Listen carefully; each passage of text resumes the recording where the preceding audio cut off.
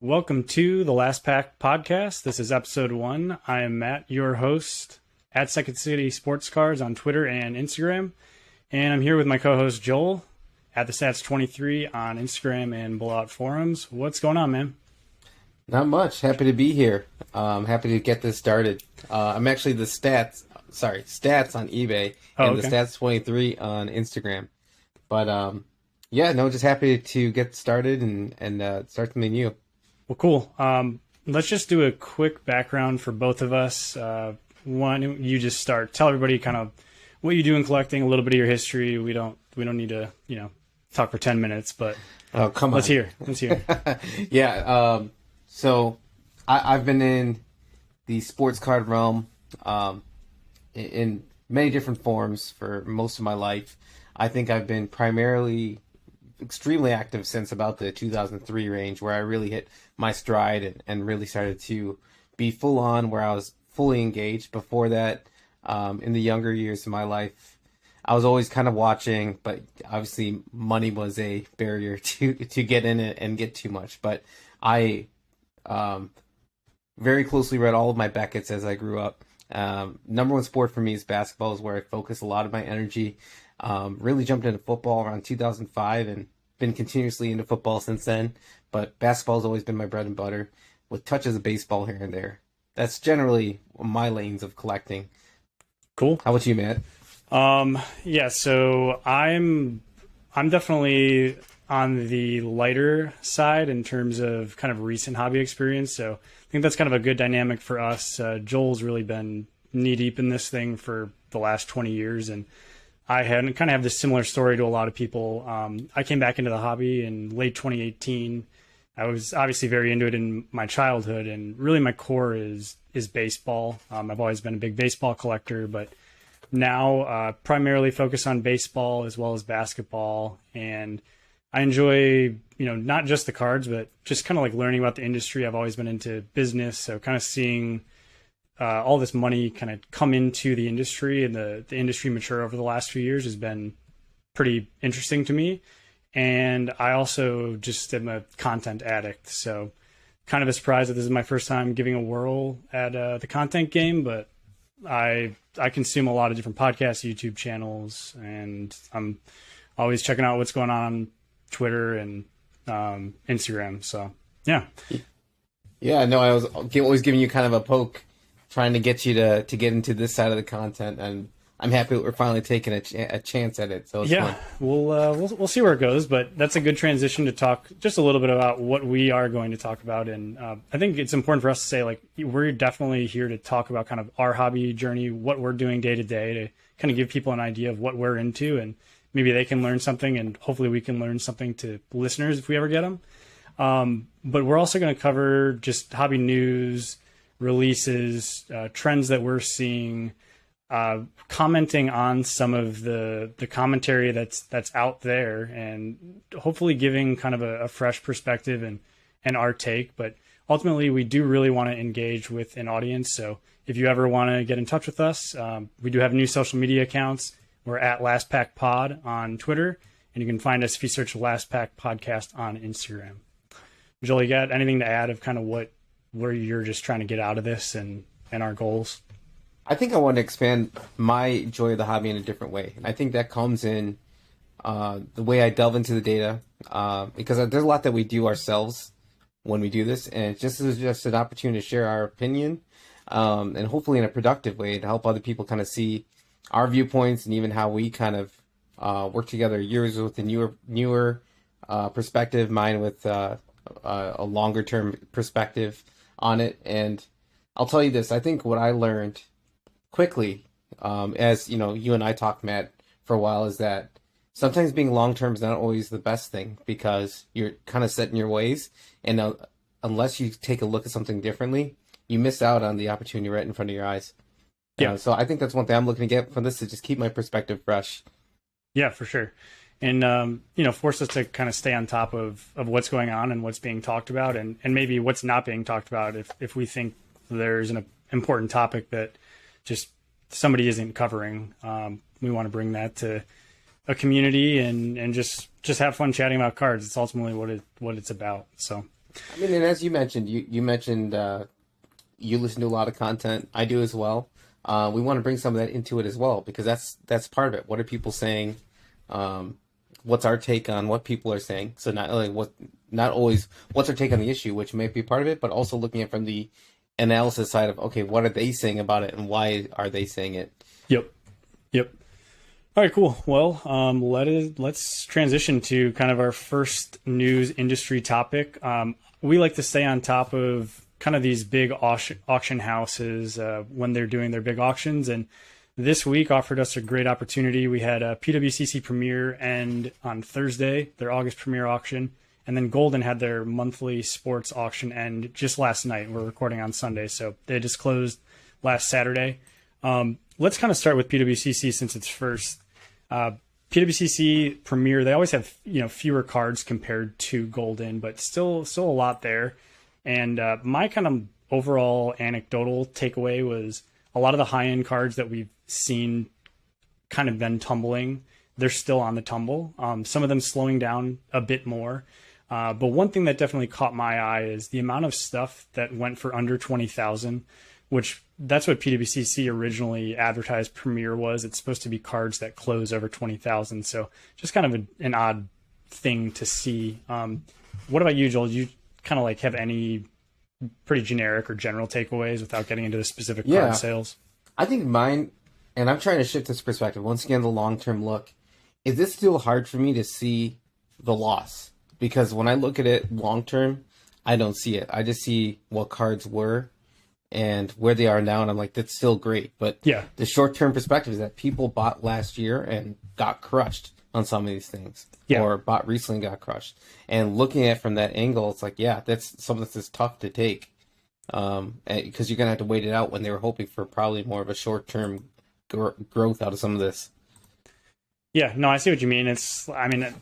Having come back into the hobby when it really started to move, even pre-pandemic, like late 2018, 2019, it's almost like if you just take out 2021 and 2020 from some of these cards and you're looking at the data, like that's kind of the base that you should be looking at to compare against. It's almost like the last 2 years or year and a half didn't happen. They were just a crazy anomaly.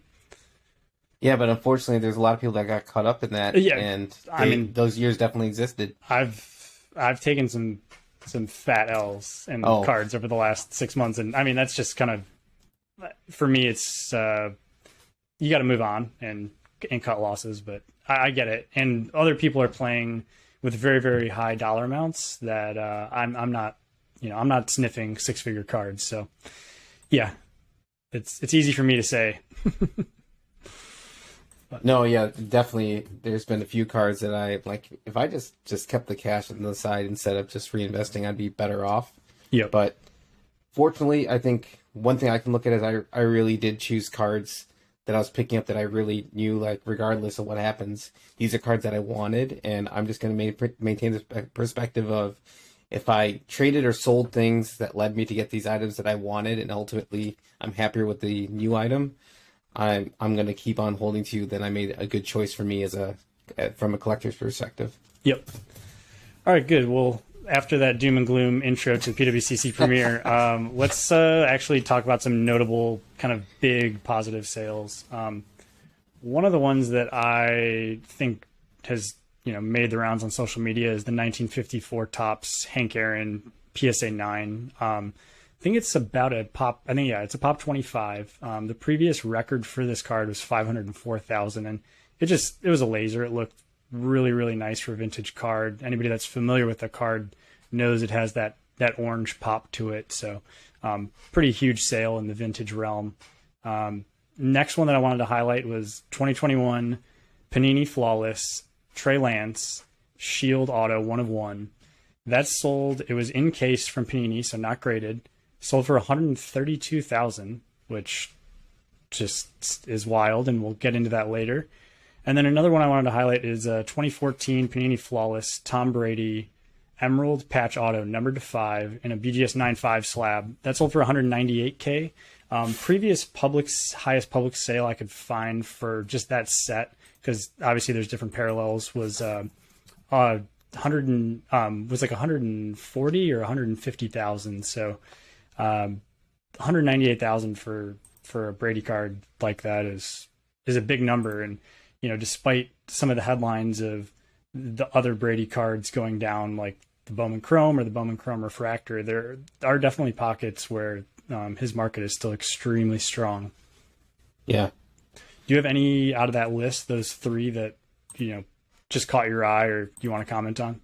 Well, it's funny that I have such an issue with vintage. That for me being a guy who's been in this for a while, I just never connected to vintage cards. And I think maybe it's because I'm first generation here, and so I don't have that history to it. But so when I see the Hank Aaron, I'm like, yeah, great card.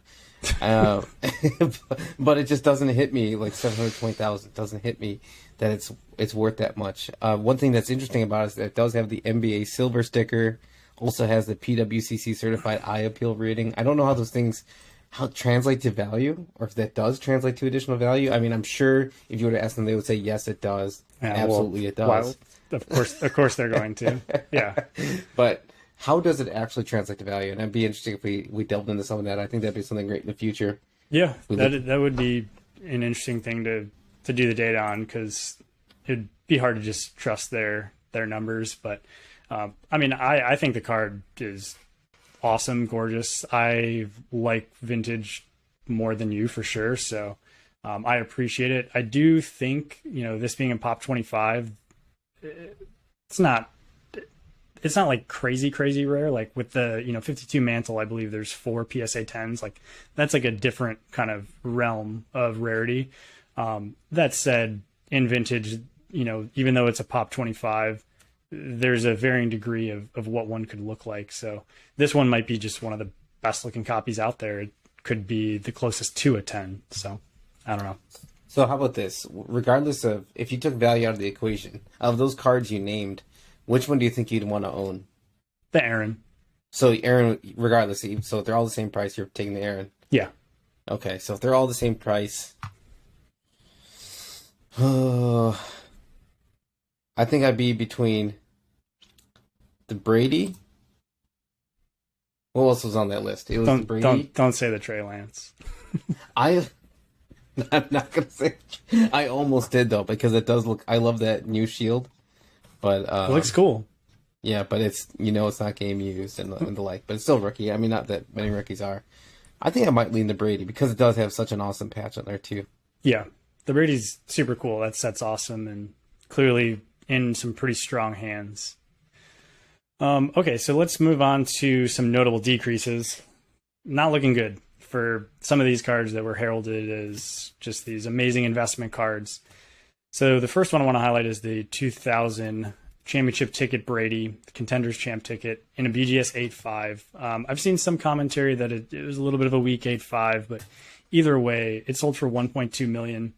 This card, it was the exact copy, sold for $2 million in February. So that's a massive loss in a relatively short period of time. Other kind of GOAT cards, the 2009 NT Curry, numbered 99. There was a BGS 9.5 True Gem Plus, really, really nice copy, good patch. This sold for $504K. This exact copy was on Collectible, so that's the fractional platform if you're not aware. This exact copy was the subject of a bidding war, and there was actually a successful buyout on Collectible by the owners of this card for $720K just last fall. So $720K to $504,000 in 9 months.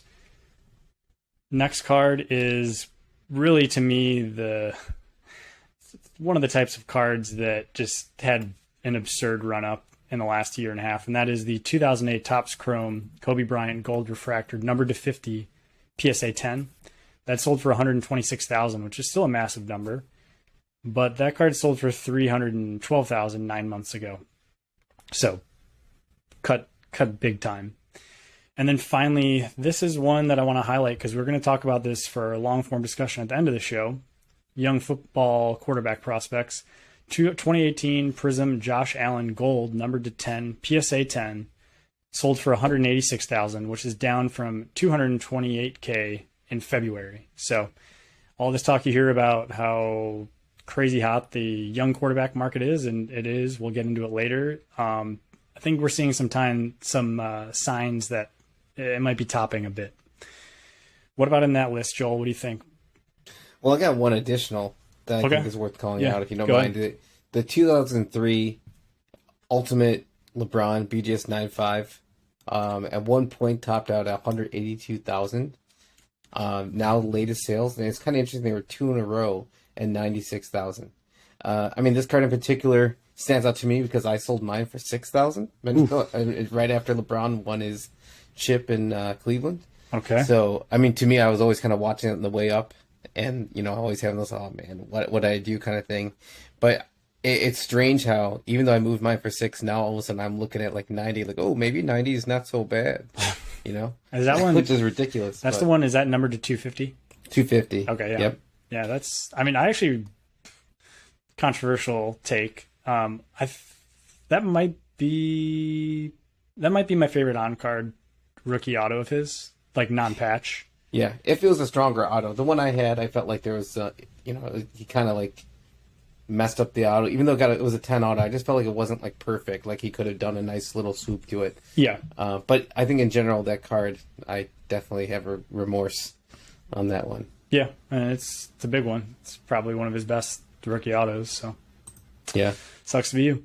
All right, let's move on and talk a little bit about Goldin. As I said, Goldin ended just last night, Saturday. There were 2,800 cards in the sports card category. I would say the way it was marketed was definitely a big auction for young quarterbacks, big quarterback cards. So like NT, Flawless of Trevor Lawrence, Zach Wilson, Trey Lance, all these guys that are kind of getting a bunch of hype right now.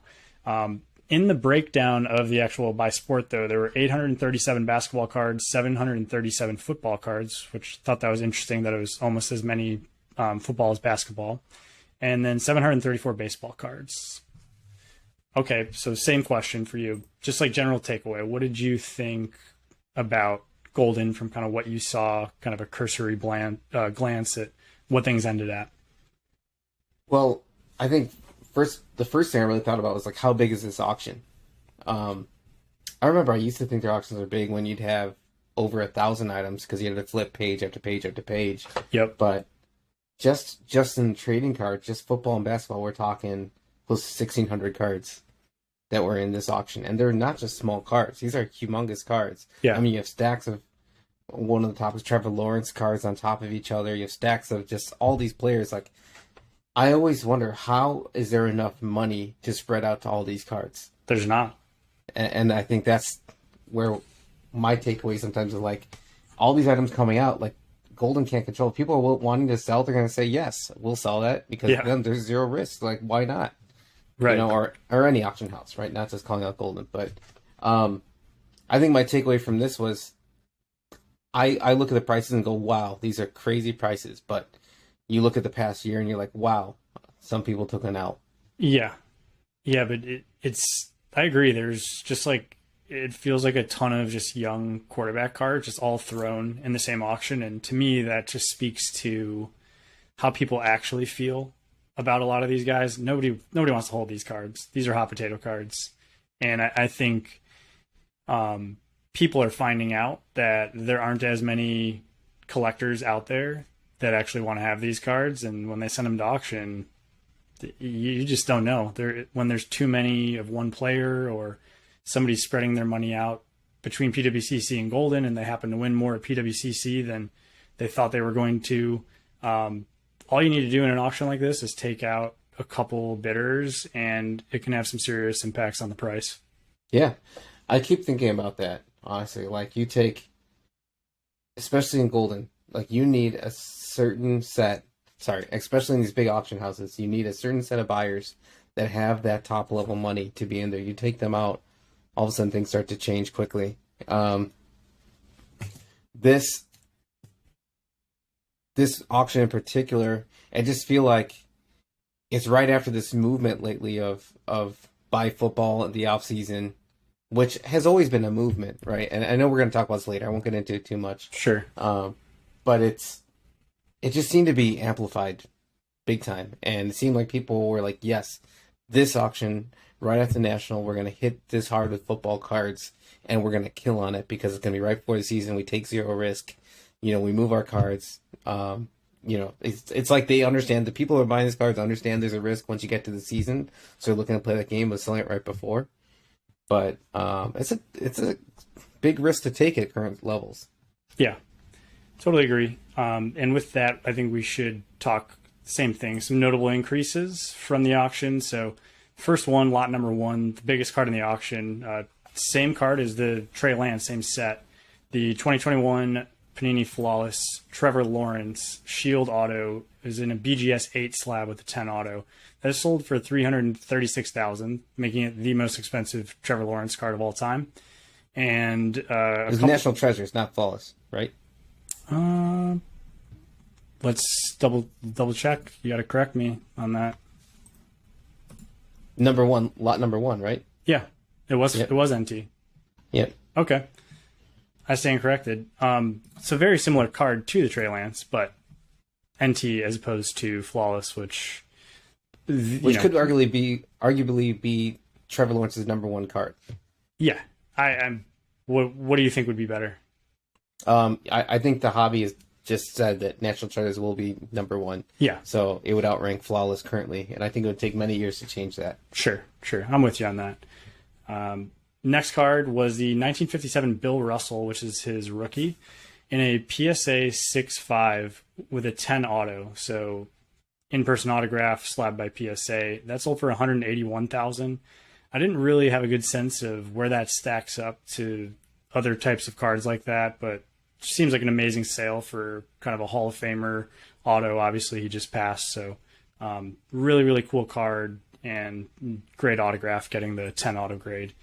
And then the other one was the 2017-18 Topps Chrome UEFA Champions League Messi Red Auto, number 5, PSA 10 with a 10 auto. That sold for $90,000, which is a huge sale. And from what I could tell, as far as public data is concerned, it is the highest auto Messi that has ever sold publicly. There is one caveat to that. There is a dual auto that I found of him and Cristiano Ronaldo that sold for more, but as far as Messi goes, this was a massive one. So really, really big sale. Wow. Yeah. Any comments on those three cards? No. I mean, how do you think people feel truly about it as signed Bill Russell rookie card? Does that, in the current market, do you think that helps or? Oh, I think it definitely helps. There's, it appeals to a smaller niche of collectors, but I think there is a growing movement of people being interested in these Hall of Fame vintage rookie cards being signed with a nice, clean autograph. It's different. Yeah, I think so. So quality of auto matters. Huge. Yeah, huge. It's very different. We're talking modern. But for these guys where there were no sets with autographs, it's a cool artifact to have, and they are very rare. So I could definitely see the appeal for, a Hall of Fame collector, basketball collector, or a Bill Russell collector. That number though, 181,000, is pretty big. Yeah. Okay, so let's move on to notable decreases. This is one that I've been thinking about a lot, and it's Mike Trout cards. His 2009 Bowman Draft Refractor Auto BGS 9.5, that sold for $13.2. And if you look back, April, May, these were in like the 30 to 40K range, depending on the quality of the auto and subgrades. So pretty big fall for somebody that a lot of people have considered to be the kind of safest baseball player to collect. And I think he's at a scary place right now for collectors. So it'll be interesting to see over the next year what happens to his market. Can you speak to that though? Like, so why does this back injury make people think he is not going to basically meet the expectation of him being the next Mantle? Yeah, I think it's it's mainly two things. It's the back injury him being injured last year, losing time to the COVID season, you're starting to get worried that he's not really going to put up those long-term all-time stats to be considered what people had hyped him up to be, like one of the best players of all time. And I think talent-wise, there's no question, but just in the baseball hobby in general, we're so stat-focused, stat-obsessed, and having kind of that distinction of being a leader in a certain category, or, you know, first ballot Hall of Famer, no doubt, no question. That's what everybody had priced in. And we're seeing now that he's not having the same maybe impact, or his legacy is just, it's unwritten, and people are getting a little scared. The second thing is he is on a terrible team, terrible organization. He is the most exciting player in baseball in my mind on his team, Shohei Ohtani, and the organization just sucks. They haven't won with him. He really hasn't sniffed any real competition, and I think people are just tired of it. So we'll see. He collects cards. He collects PSA cards. Man, gotta pump Mike Trout if he's collecting cards. Yeah. It is cool. It is cool to see. It just gets a little tiresome when I have to see the 20th person on Instagram tell me that Mike Trout's collecting cards, because only 20. Yeah, it's just seriously. Yeah, it's like we've all seen it. We've all seen it.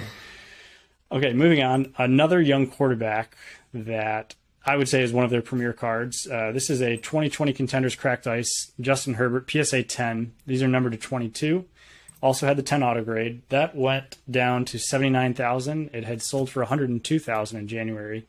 So despite the strength of the Herbert market and football market, that one tipping over a bit, found interesting. And then the last one, I still think that's just insane, though. Oh, the price for a Cracked Ice PSA 10 is insane. Yeah.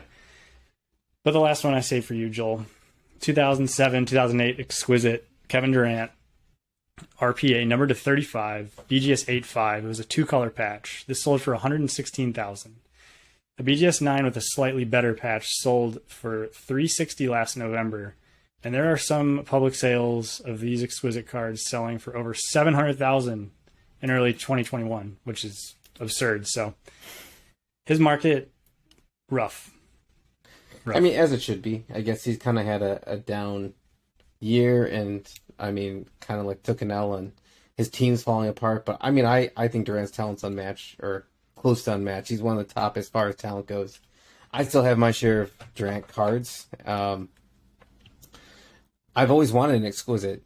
It's kind of funny that, I mean, to me that number still sounds huge for Exquisite Gold of Durant, because it seemed like his card just followed the LeBron wave of going up. We were like, well, if LeBron's X, then Durant should be Y.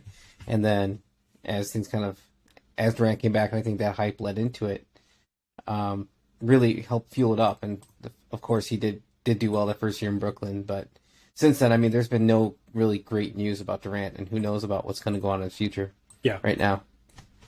Yeah, that card too, you would know better than me. Notoriously patch swapped, correct? Yeah, I was actually going to bring that up. That was actually one of the things on my mind, is that, I mean, there's people out there that pretty much say if it's anything beyond a one color, then it's questionable. Yeah. But 2-color, I'm not sure. But I think Upper Deck probably won't say anything at this point. I mean, there's been so much turnover there. Who knows truly what was in those cards. But I mean, in general, coming out of the pack, I only saw mainly 1-colors, but you'd see that if you see any patch that's crazy on those cards, just assume it's been swapped. Yeah, I usually do. Anytime I see like a fat 3-color, yeah, I just assume it's a fat avoid. Nasty. not that I have the pockets to buy one, but right. Okay, well that kind of wraps up our summary of the PWCC Premier and Goldin August monthly auctions. We are going to get into more of the football young hype later, but before we do that, I want to do a brief discussion kind of about the now famous, infamous whatnot break that happened at the National with the 1986 Fleer basketball box. Long story short, the box was opened by some influencers that whatnot partnered with to open and give away the packs of cards, and BBCE had wrapped the box, and after a lot of information's come out, it's pretty clear the box was not as advertised, as far as it being a fresh from the factory, untampered box. We don't really want to cover that much of the story, but we do want to cover the people that were involved breaking this product. So I know Pac-Man, who has a big YouTube channel, Card Collector 2, they helped participate in facilitating this break, opening the product, and they're just, a lot of people were ripping on them after they did this, and there was all of the mystery surrounding the box. And I personally I didn't understand the backlash towards them. So Joel, why don't you kick us off and just, what are your thoughts on the whole thing? Yeah, I agree. I don't understand why we have to try to crucify certain people at times with stuff like this. I mean, in general, yes, I'm glad it was called out for the break and for it to be understood that the box didn't necessarily meet the typical standards of what an 8687 Fleer box was. It's kind of funny. I was actually sitting there at the Whatnot booth during this break at the National, and I was just resting my feet listening to some of the breaks, and of course it was just so loud over there. I mean, I literally at one point was like this because I'm old and I can't take it anymore. But I heard the pack of the Johnson pack. Yep. And it was funny. Like, I can't remember ever hearing a pack with that many Johnsons. Which, okay, I'm just gonna leave that to the side. But it was pretty interesting. At the time, even me sitting there in the moment, I mean, I was like, that sounds weird. But I was like, whatever. I'm tired. I'm not even like thinking about anything like collation or anything like that in the moment. And I know I've been around that product for a while. So to me, how do I call out these people, right? When they're in the moment, they're doing a break for somebody else. It's not their product. They're just up on the stage, opening the pack, saying the cards, right? So to me, it's like we can't place the blame on them. The only blame is on the person who sold the box, potentially how the box got wrapped and the like. But I mean, it sounds like BBCE has said that there are some issues, or there is potential for this to have been a genuine pack, and like at least that's a stance that BBCE took. Yeah. Right. Yeah. So I mean, my perspective, I'm not going to speak for you, but I definitely BBCE clearly has some explaining to do here, and in light of other events in the hobby with their Pokemon case, just not a good look for them at all. And I don't really deal in that sort of wax market, but I wouldn't have any faith personally in the wraps. It's interesting. The more I learn about 86 Fleer and understand that, of course, there's never any cellophane in the box, so there's a difference between a full 36 count box and a full factory 36 count box. Mainly, packs could have been shifted together, or you have like partial boxes kind of being put together. And yeah. Like, I mean, I feel like for modern, as long as they're doing, I think BBCE, what they need to be more transparent about, and I've actually been with Steve Hardis. He was doing the checks on the box at one time. He was helping me out with the box in mind, doing the checks, and he was talking me through like, okay, so I checked the seal, I checked the pack, and understand that each of these cards feel the right depth, right, and he checks like how the thickness of the box and like if there's any space and like, and of course he has a number of other checks. And he was talking me through, and I understand his process. So to me, maybe if there was more transparency to his process at this point, I mean, I think that could salvage his rep, because people understand what he's checking and what he's verifying. And if all those things check, then yes, like, I mean, that's as certified as you can get with a sealed product. But he can almost like, maybe he needs to move to a checklist to being like verified this, that, this down the list, and with the BBCE stamp. Yeah. I just think with 1-1 on with the Pokemon case really killed the credibility a bit. And for this to happen so publicly now, yeah, I personally wouldn't feel comfortable investing money in really high-end sealed wax like this. Yeah, I guess you have to know the source. I definitely like the whole wax angle, and I think there's ways to get it, but of course, yeah, you don't always fully know until it's cracked open, right? But I like the mystery of the sealed case and the sealed product.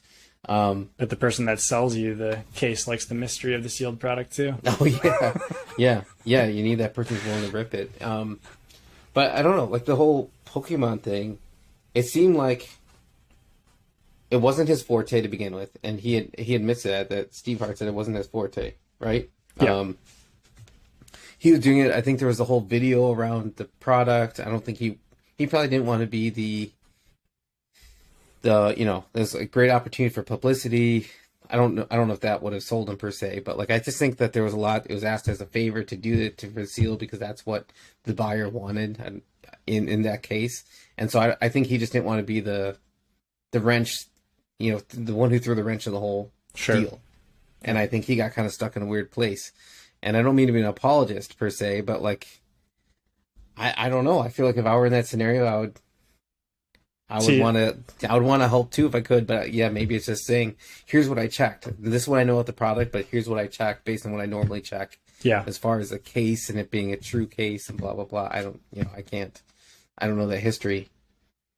Yeah. And kind of going back to our original discussion, just talking more about that backlash. I heard on Card Talk, Card Collector 2, kind of explain, look, I don't know anything about this product.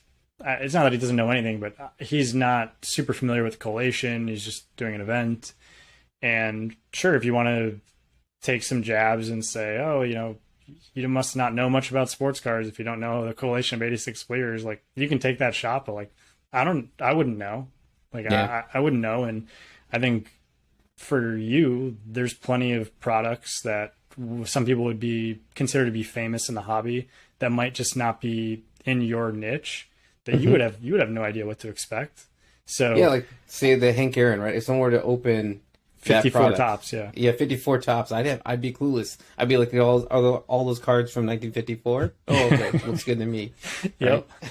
Yeah, so I just think it's one of those things where we see this a lot. Like everybody just wants to pile on, and when it's people that have kind of a large following and you just don't have a good opinion of them, it's easy target to pile on. But well, how about that 2012 Prism box? Oh, I did see that with the Austin Powers packs. With the Austin Powers pack. I know we're talking about old news, but like it does seem like Wax is taking these hits, but at the same time, it seems like Wax is getting like a movement now of people wanting to seal the Wax too, right? Like it's kind of weird. There's like both sides. You're seeing more people asking for sealed Wax to store. I don't know what their plan is with it, but in general, I think just the breaker movement has moved so much product, and there's a continuous need for product to break. Yeah, it's just a good product. Yeah, but it's a weird trap, or it's kind of a weird scenario we're in because like people want the Wax, but there's people messing with the Wax. How do we make sure that people can't mess with it when it's a highly desirable commodity? Sure. Okay, well, I think that's enough on that, and we will transition now to a little bit more of a long discussion, and it's kind of going back to what we talked about with the highlights of some of these auctions, and that is just the state of the young quarterback market, and to me, what I would describe is kind of mania as we approach the NFL season. So much social media posting. If you're in any sort of Facebook groups, it's just like a constant barrage of Zach Wilson, Mac Jones, Trevor Lawrence, any young quarterback within the last 5 years, their cards are everywhere. So Joel, I kind of wanted to talk through a little bit with you just about how prospecting in football has traditionally worked, how these cycles have gone, and just kind of like give some examples in your experience of how things normally operate. I mean, cycles are similar to what we see today, just amplified. But in general, yeah, like come to National every year, it felt more low key to be like, hey, National, I'm targeting football quarterbacks because, hey, it's off season. People aren't thinking about it. Everyone's thinking about baseball right now, and that's the thing. And people were very much at the time being like, in the season, that's the season they focus on. If it's off season, you can guarantee that prices are going to be down. And in today's market, everyone kind of flipped to the investor prospecting game of trying to get ahead of the curve. And then all of a sudden the curve started moving up and up and up.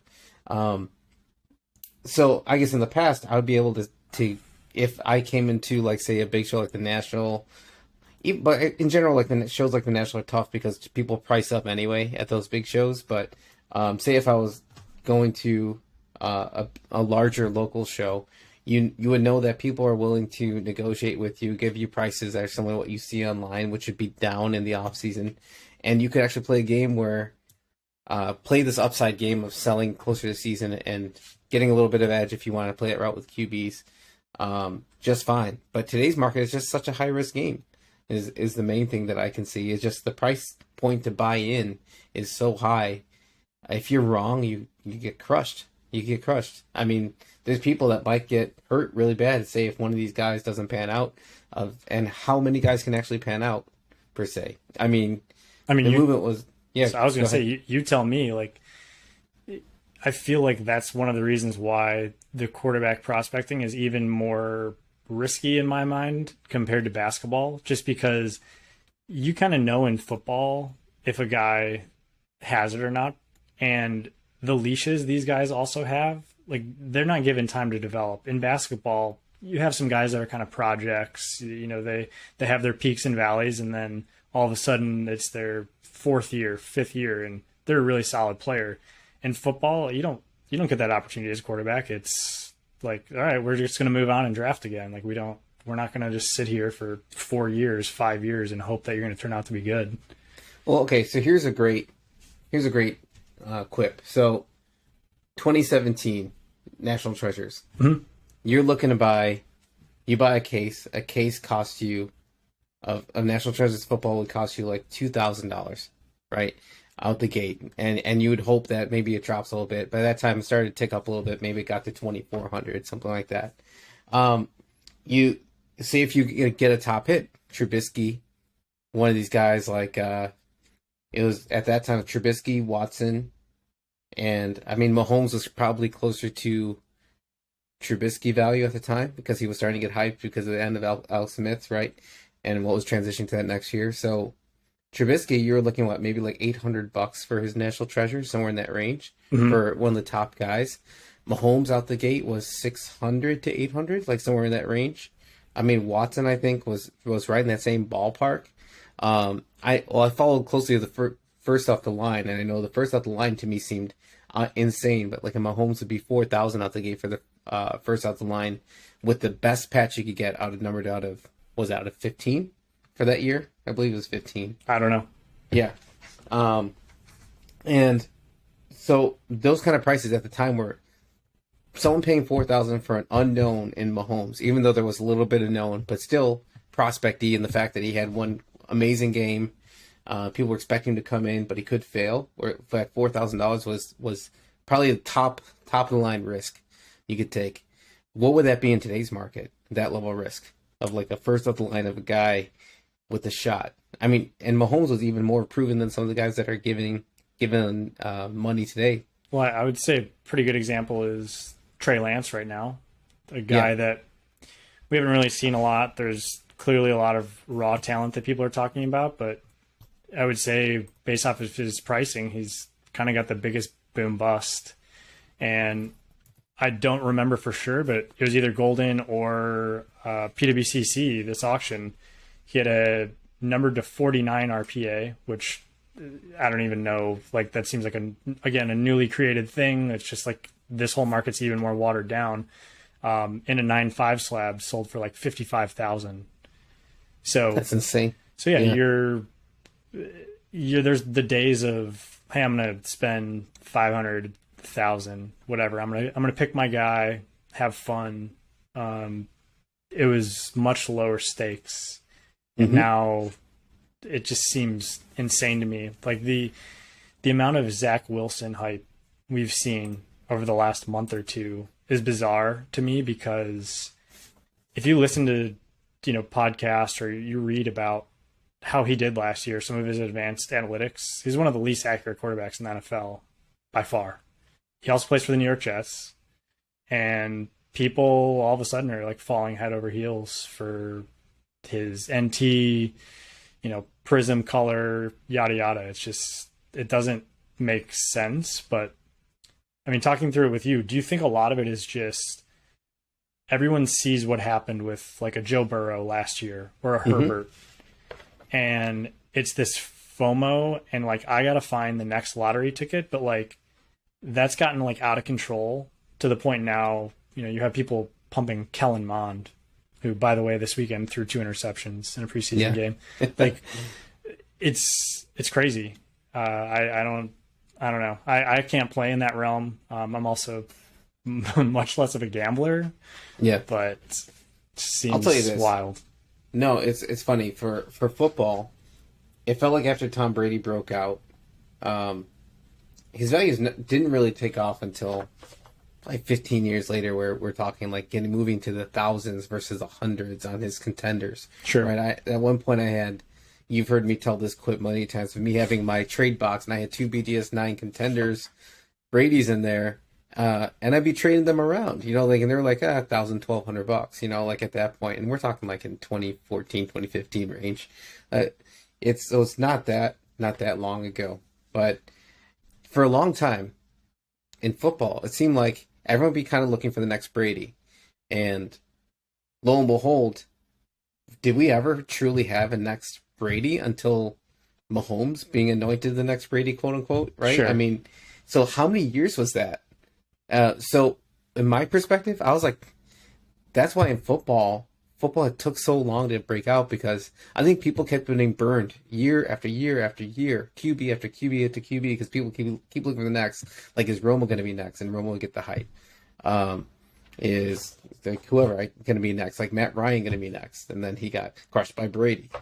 But yeah, it's just Andrew Luck. That one hurt me really bad, but that was another one. I feel like he should have been next. I don't care what anyone says. Andrew Luck should have been next. But I think Mahomes helped validate that we're finally in an era of next in football. Okay, like because of his level of success and people moving towards his QBs. And then you have 2020, and I think this Herbert Burrow thing really helped people be like, okay, I think we can start getting some new QBs that are starting to hit new highs and actually validating on the field and doing good stuff on the field. And I think 2020, the way they kind of came out and the amount of money people were able to make on 2020, even at the high prices, so people on Burrow and Herbert just absolutely crushing it, right?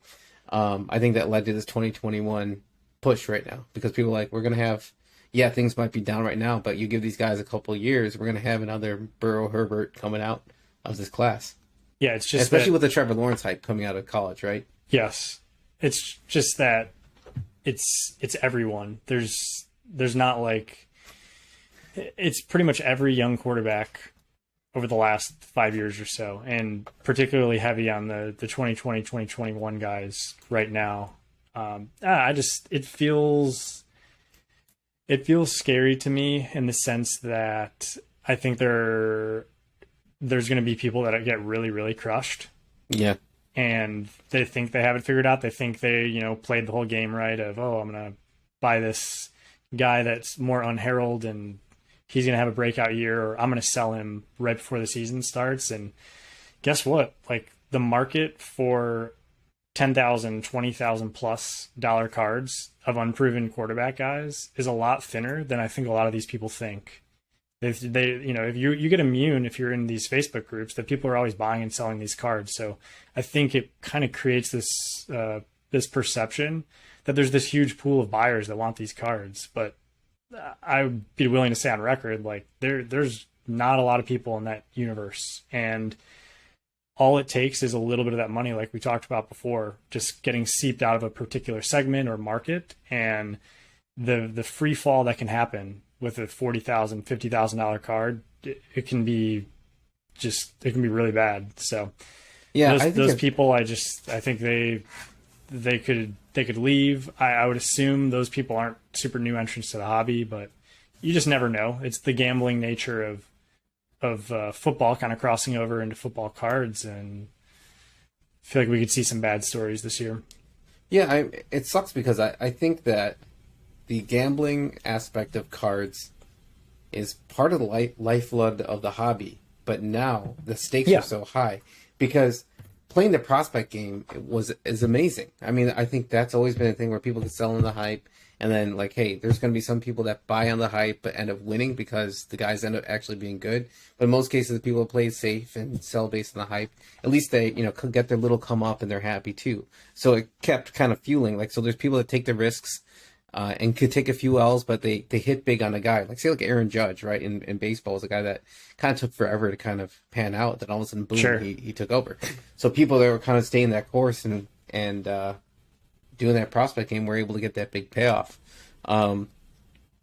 But today's world, I mean, I hope that the people that are buying these cards have the bankroll to stomach some of the losses and get some of the gains, because otherwise, I know you're in the camp of like, you know, people are going to get burned and that's what it is. But Yeah. I mean, I think it's better for the whole life cycle for these people to survive, have some gains in between to help cover some of the losses and hit big, because it'll help this whole life cycle continue. But Sure. then again, maybe we're due for some reset a little bit. I think we are. And I think the other thing I want to highlight too is when we're getting into these kind of to me, like obscure prospects getting hyped, like it's a huge bummer for just people that want to collect the quarterback of the team they root for. Like, I'm a Bears fan begrudgingly, but you know, it'd be cool to have a couple Justin Fields cards, but like, I've seen the guy play and I've seen what people are trying to sell his cards for. It's like, just, you know, if I actually want one of his cards, I could probably just wait a year and buy it for a lot less. Like, No, I'm in the same boat. I'm in the same camp as you. Like, I really want a Justin Fields auto, and to me, it's just like I can't when I know the Bears aren't gonna give him a line. Like, how can I buy his stuff? And I would love just being a fan of the local team, just buy his stuff, right, and just have it, which I would always do in the past. I have my stacks of Trubisky's, I have my Grossmans, I have my Cutlers. You know what I mean? Like, I got all my Bears QBs, but it just now I feel like it's just, I think one Fields could cover all the Cutlers I bought. Yeah, Could cover all the Grossmans I bought. You know? Yeah. No, it just it kind of stinks for people that really just want to collect and don't even care about really the money that much. It's just like, nah, I am priced out of owning anything except for you know, Chronicles draft pick sticker auto, whatever. Yeah. Not that, like, you know, if you collect those and you think those are cool, whatever, by all means. Yeah. But it's just just disappointing. But yeah, you could be able to buy some really cool cards for a lot less money before, when that was fun. That made it so much fun. those times might be coming back. You never know. Yeah, I mean, we'll have to see what bankroll I have if I have to deal with this downturn too. But all right. Well, I think that was pretty good discussion on that, and let's kind of wrap up. And it's funny. I think we're gonna play a little bit, so this isn't a too serious of a thing. But despite all that talk about how crazy things are, I want to know from you, if you had to pick a young quarterback from drafted 2019 onwards, so 2019, 20, or 21, who are you picking? Who are you grabbing their cards that have to hold on to? I think we should like almost tier this in price point. No, you have to buy them at today's value. Ugh. You can't make it more complicated. Okay, so here's where my bias comes in. Okay, so I feel like I'm covered on 2020 QBs because I have some wax from that year. So I feel like I'm covered there. So I got that whole class covered. 2021, I don't know how I feel about them. So I kind of have been, I got some retail wax, some Fanatics wax that I have sitting on the side. So like I mentioned, I like that wax game, right? So 2019, I have some wax. But for some reason, I've always been drawn to Daniel Jones. And I don't know why. I just feel like he's never got a fair shake.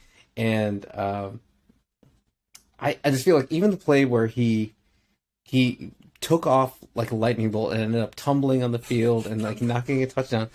I feel like what's lost is that guy was damn fast when he took off. And like he had that stumble, but he made an amazing play. He has great athleticism. He has a great arm. He has those games where he throws like 5 touchdowns on a bad Giants team. And I'm not a Giants fan by any means, but there's just been so much bad luck on the team. I just would love to see him succeed. And so I recently just picked up a one contenders auto just to have something of him. And I would love to pick up more because honestly, for me, it's like talk about that prospect game. I feel like, yes, quote unquote, he's on year three, right? Yeah. Year 3. And, but hey, I think his prices have come down because he's on year 3 and people have given up on him. But there's a lot of money taken out of his market. So I find like he's one of those guys. And So I think in general, like the 2019 class, so him and Kyler are two guys that I feel. Kyler, I think what the team has been able to succeed on, what he did when he was healthy. I mean, for me, just a little guy. I love, I'm not a tall guy myself, so I would love to see Kyler step up and have a big role in the NFL. But just so the record, you took Daniel Jones. Yes, I'm taking Daniel Jones. Sorry, I'll take Daniel Jones. The record, and I'll take the L on Daniel Jones too, which I think I might, but I can throw a little bit on him. Daniel Jones. All right, I'm going to take this a different direction, and I'm actually going to think about mine from who's going to lose me the least money long term if I hold their cards. And although he's already priced like the top guy, I think the likelihood that his cards are next to worthless are low, and that's Justin Herbert. I would take Herbert. He's priced super high. So no, I'd be buying right now knowing that the cards that I buy of him are going to get cut big time. But I do believe he's the sort of guy that just has the talent where if he stays healthy, big if in football, that long term, like you're going to be happy with owning his cards. And maybe they'll be down 85% from where they were in 5 years.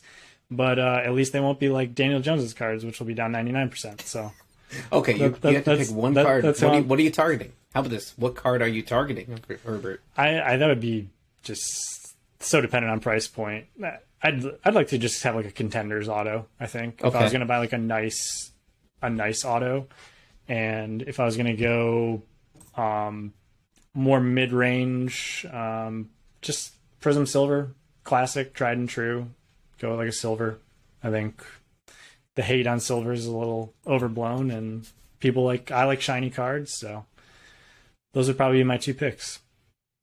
I want to just quickly compare the price point of our two picks. Okay, so let's say Justin Herbert. What do you want to go? PSA 10? You want to do a PSA 9? Just do a PSA 9. Okay, Contenders. PSA 9 Justin Herbert, August 19th, sold for $3,500. Okay, so let's do 2019 contenders, Daniel Jones. I would love to put this and let's compare. So, I mean, I might go to zero. I'm talking long term. I know, but hey, let's just see what we got here.